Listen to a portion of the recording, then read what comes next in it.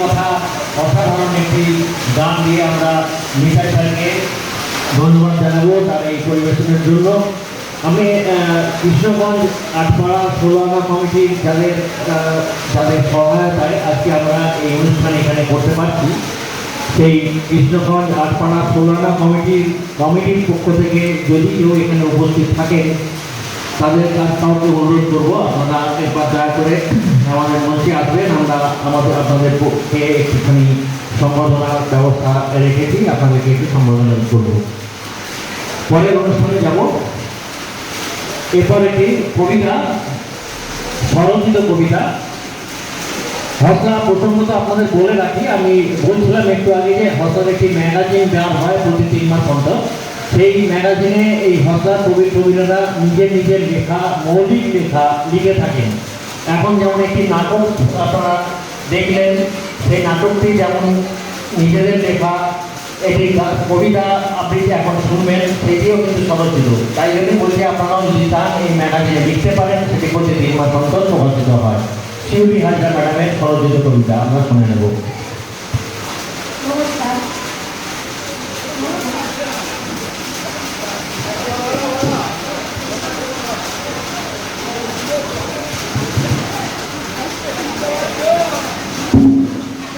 নমস্কার।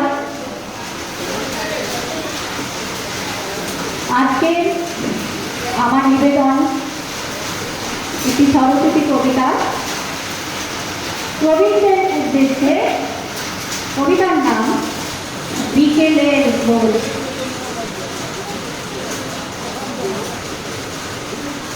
আমি হসলা, আমি শ্রদ্ধা, আমার ধামায় নেই কারো স্পর্ধা।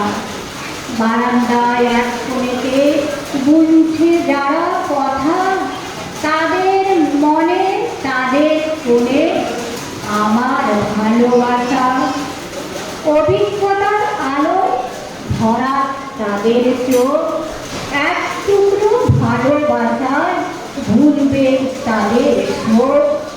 সবাই যখন ছুটছে শুধু বৃথা মায়ায় দৌড়ে, বাঁচবো আমি তাদের মাঝে, শুনবো তাদের নীরব ব্যথা। টিক টিক টিক শূন্য ঘরে ঘড়ির কাঁটা ছোটে, নিঃসঙ্গতার চাদর গায়ে সারা রাত কাটে।